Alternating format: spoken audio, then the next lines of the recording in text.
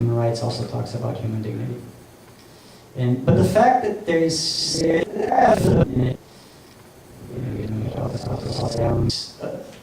pervasive centrality to the principle of human dignity does not mean that there is convergence in the use of the principle of human dignity, and we see a lack of convergence both inside one country and when we compare how the use is made across different countries. And curiously, Michael Rosen, in his book Dignity, he uses the example that happened in Brazil of Geise Arruda. And Geise Arruda, for those that don't know, she is the student who went to her university wearing a very short dress, and people made fun of her, and her colleagues made fun of her. They yelled, and they said offensive things to her, and she said that her dignity had been trampled, and the university said that she actually shouldn't have used that dress, and that the dignity of the other students were being trampled because academic dignity was being trampled. And so here she's being taken out by the police, and in the other picture we have the protesters saying that she had a right to do that and that her dignity was being trampled.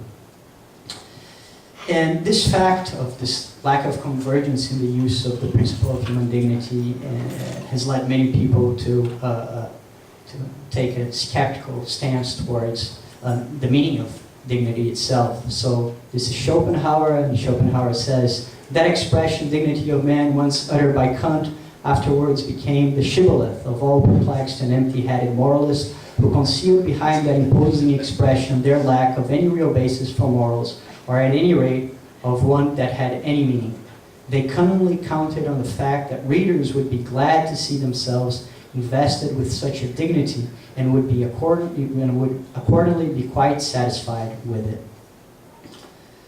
So the question is, is Schopenhauer right? Does dignity have any meaning at all, and how do we go about investigating the meaning of dignity?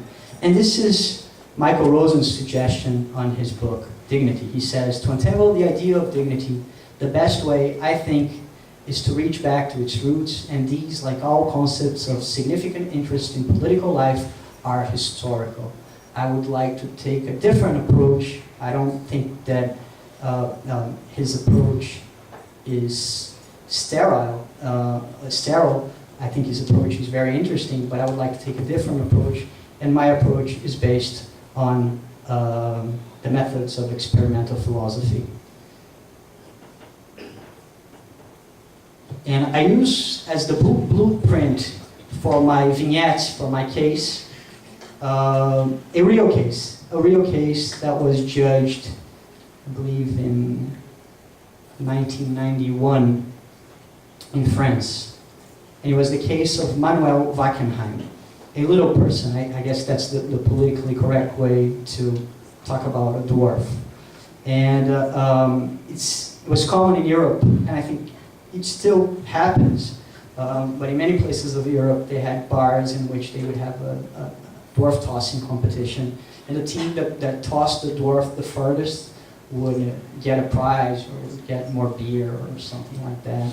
And dwarfs were well paid for this activity, and they used a protective apparel, and they would not get hurt. And what happened was that the mayor of Morsan-sur-Orge, which was a town in France, he used his police powers to stop this activity and to prohibit this activity.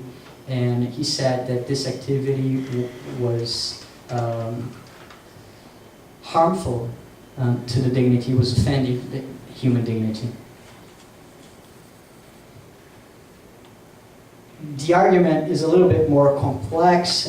He said that he was allowed to use his police powers because public order was not being respected, and public order was not being respected when such an important principle, such as the principle of human dignity, is not being observed.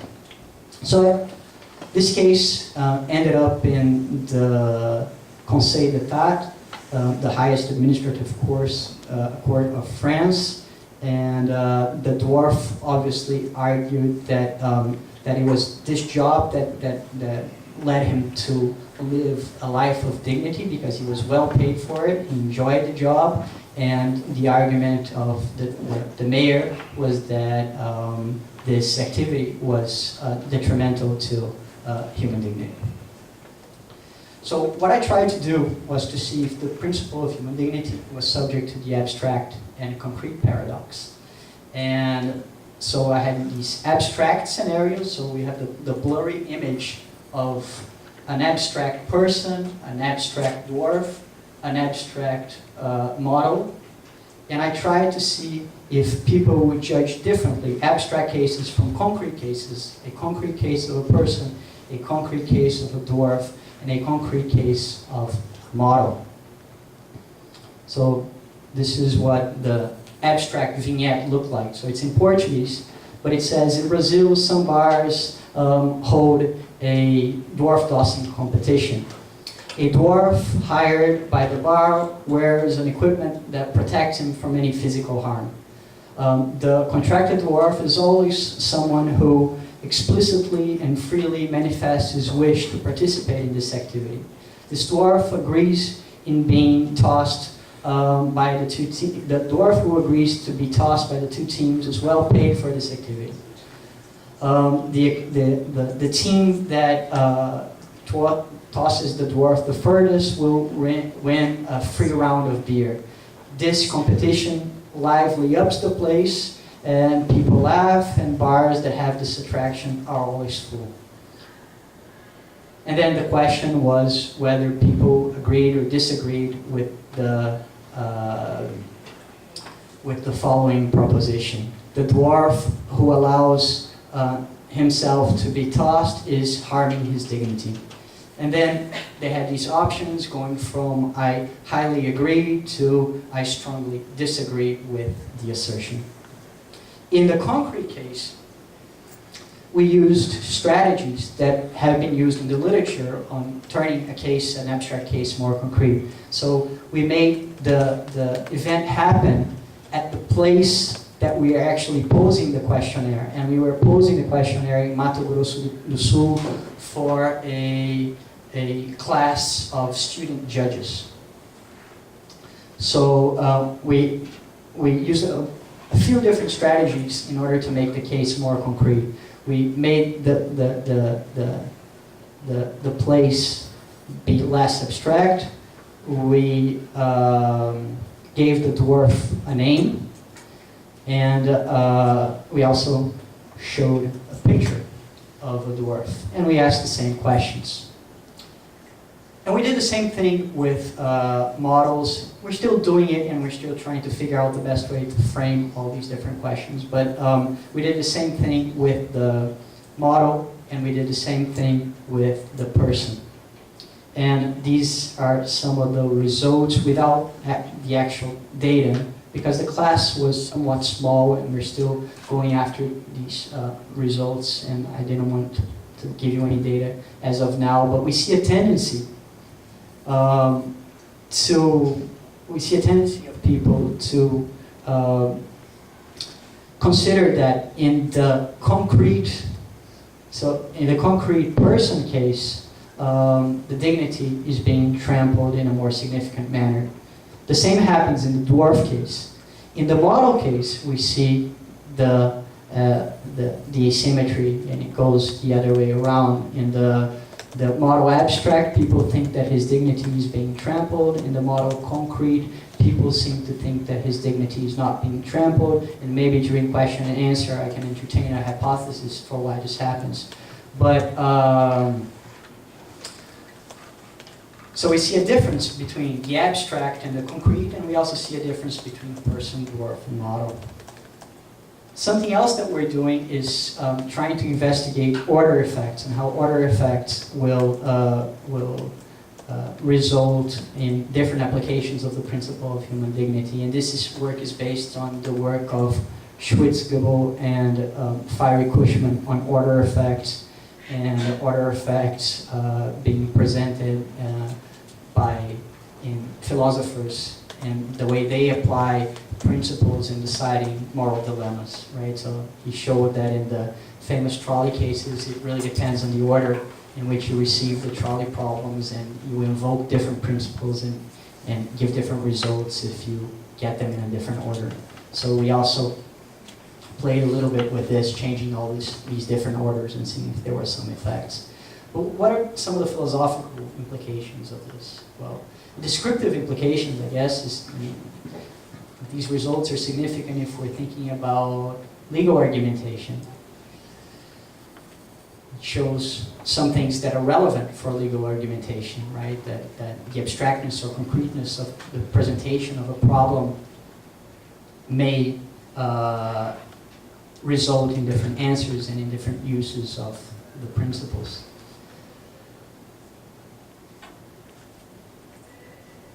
Judges, they review the constitutionality of cases that are presented in different levels of abstractness. Sometimes they will judge whether a law is constitutional as applied to a particular case. Sometimes judges will decide if a law is constitutional just as an abstract norm, right? And these type of effects can explain these differences. But some people are not satisfied with these implications as philosophical, right? They think that philosophy is about doing normative work. Philosophy is about telling people how they should behave, how they should act. And so I would like to talk briefly about some of the normative implications for legal adjudication of what we have been finding.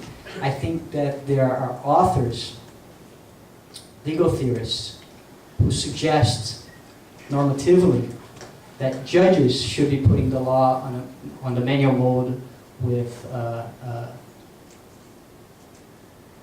in a frequent manner, right? So I think that Robert Alexi and Ronald Dworkin are theorists who invite this sort of attitude towards the law. A lot of Brazilian legal theorists and also practitioners, they have been inspired by Dworkin's theory and by Alexi's theory and have suggested exactly this kind of posture regarding the law. The law should be put in the manual mode with frequency. So these people have been defending particularist models of decision-making. And in the legal theory literature, particularist models of legal decision-making have been nicknamed do the right, Spike Lee models, because they claim that people should be doing the right thing, right? It is more important to get the answer correct from the moral point of view or from the justice point of view, whatever is more just, than following the rules. And if the rule will produce a result that is not adequate, that is suboptimal when analyzed according to a criteria of justice or a criteria of morality, then judges should put the law on the manual mode. But I think what we have to keep in mind is that maybe judges are not that consistent when they put the law on the manual mode, and I would like to suggest an alternative model and say that if the do the right thing model has a great chance of becoming the Frank Sinatra, I did it my way model, even if my way is the dead inconsistent way, then we might have good reasons not to suggest that judges put the law on the manual mode so frequently. And to conclude, just read a passage here.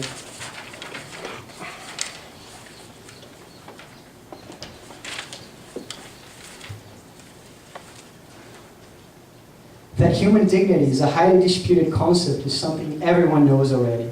We bring nothing new to the table by recognizing that there are profound disagreements concerning its use among different people.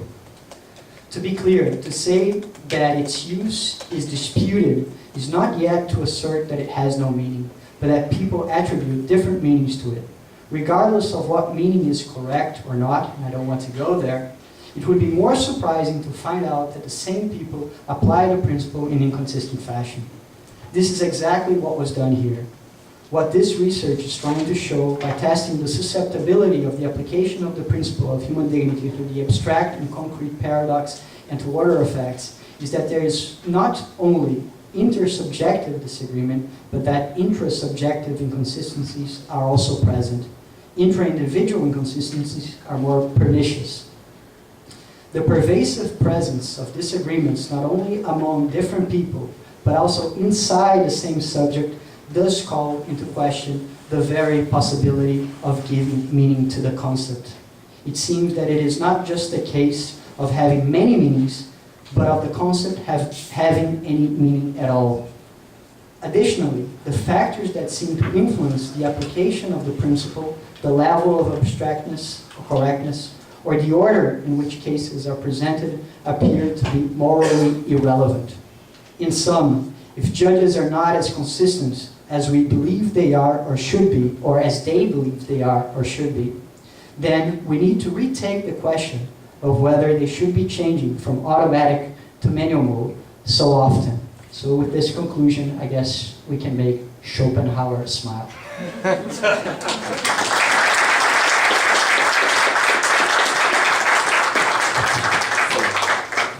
Thank you, Noel. We will make a break now for a half an hour. And we come back, I invite you to come back at 4:30 p.m. for debate and discussion. Okay? Thank you.